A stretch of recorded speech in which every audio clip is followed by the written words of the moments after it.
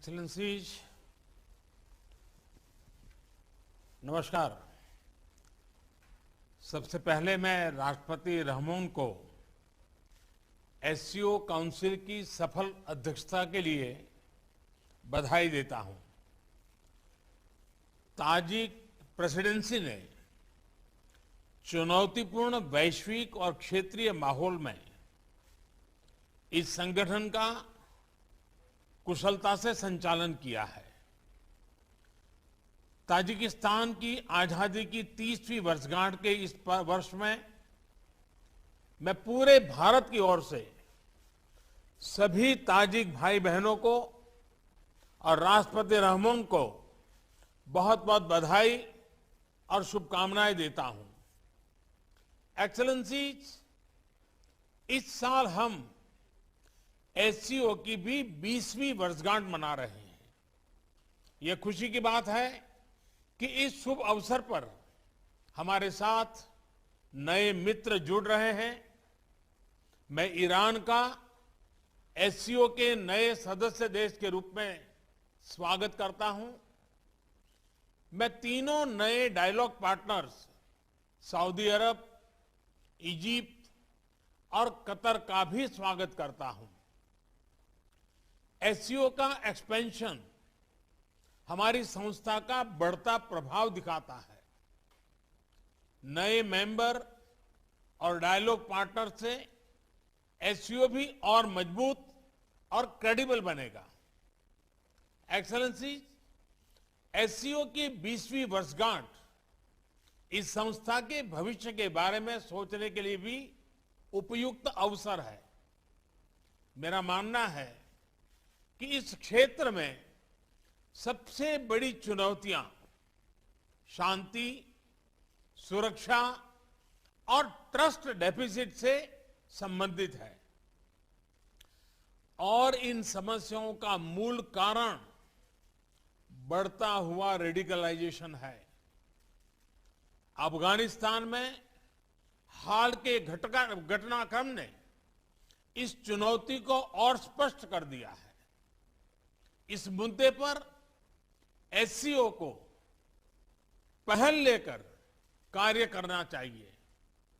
यदि हम इतिहास पर नजर डालें तो पाएंगे कि मध्य एशिया का क्षेत्र मॉडरेट और प्रोग्रेसिव कल्चर और वैल्यूज का एक प्रकार से गढ़ रहा है, किला रहा है।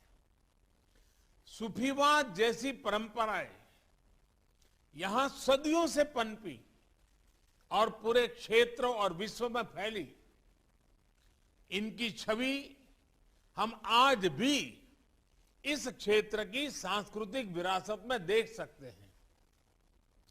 मध्य एशिया की इस ऐतिहासिक धरोहर के आधार पर एससीओ को रेडिकलाइजेशन और एक्सट्रीमिज्म से लड़ने का एक साझा टेम्पलेट डेवलप करना चाहिए। भारत में और एससीओ के लगभग सभी देशों में इस्लाम से जुड़ी मॉडरेट, टॉलरेंट और इंक्लूसिव संस्थाएं और परंपराएं हैं। एससीओ को इनके बीच एक मजबूत नेटवर्क विकसित करने के लिए काम करना चाहिए। इस संदर्भ में मैं एससीओ के रैट्स मैकेनिज्म द्वारा किए जा रहे उपयोगी कार्य की प्रशंसा करता हूं। भारत ने एससीओ रैट्स की अपनी अध्यक्षता के दौरान जो कैलेंडर ऑफ एक्टिविटीज प्रस्तावित की है, उन पर हमें सभी एससीओ पार्टनर्स के सक्रिय सहयोग की अपेक्षा है। एक्सेलेंसी, रेडिकलाइजेशन से लड़ाई क्षेत्रीय सुरक्षा और आपसी ट्रस्ट के लिए तो आवश्यक है ही। यह हमारी युवा पीढ़ियों के उज्जवल भविष्य के लिए भी जरूरी है।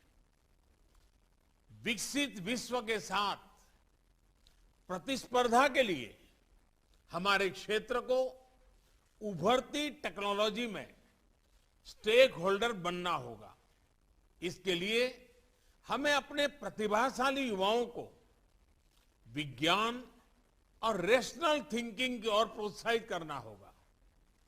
हम अपने एंटरप्रेन्योर्स और स्टार्टअप्स को एक दूसरे से जोड़कर इस तरह की सोच, इस तरह की इनोवेटिव स्पिरिट को बढ़ावा दे सकते हैं। इसी सोच से पिछले वर्ष भारत ने पहले एससीओ स्टार्टअप फोरम और युवा वैज्ञानिक सम्मेलन का आयोजन किया। पिछले वर्षों में भारत ने अपनी विकास यात्रा में टेक्नोलॉजी का सफल सहारा लिया है।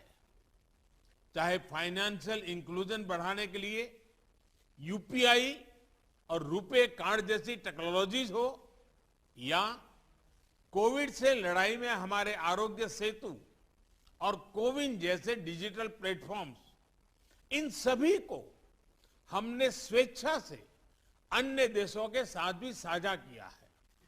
हमें एससीओ पार्टनर्स के साथ भी इन ओपन सोर्स टेक्नोलॉजी को शेयर करने में और इसके लिए कैपेसिटी बिल्डिंग आयोजित करने में खुशी होगी।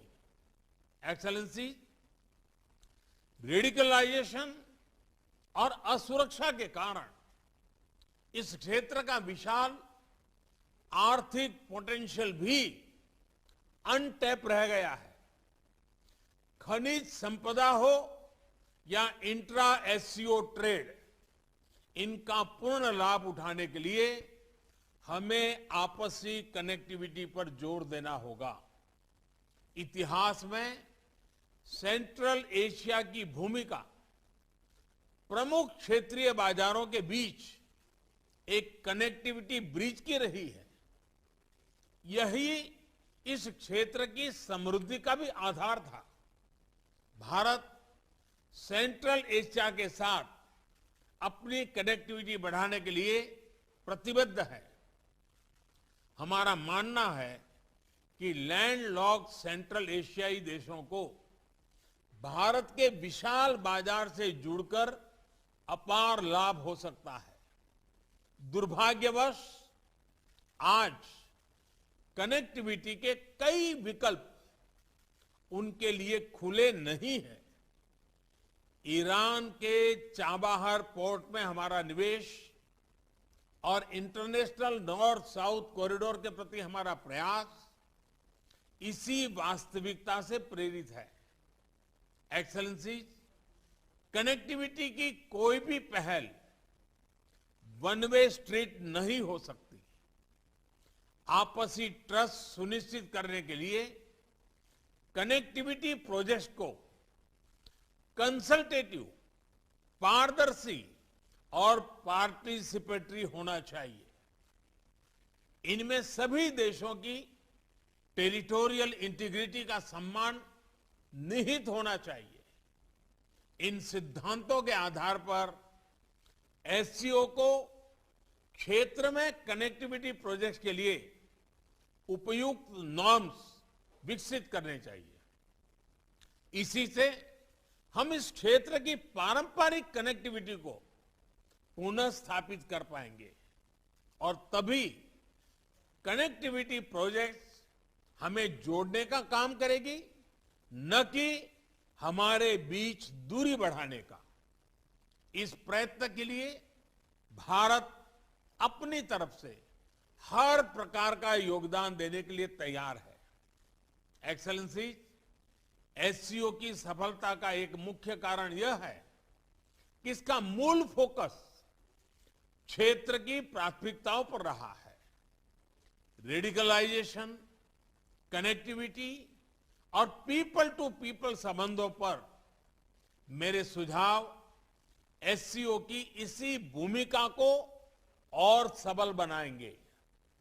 अपनी बात समाप्त करने से पहले मैं हमारे मेजबान राष्ट्रपति रहमोन का एक बार फिर धन्यवाद करता हूं।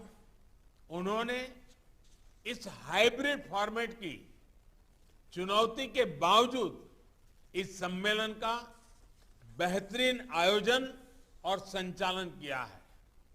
मैं आगामी अध्यक्ष उज्बेकिस्तान को भी शुभकामनाएं देता हूं और भारत के सहयोग का आश्वासन देता हूं। बहुत बहुत धन्यवाद।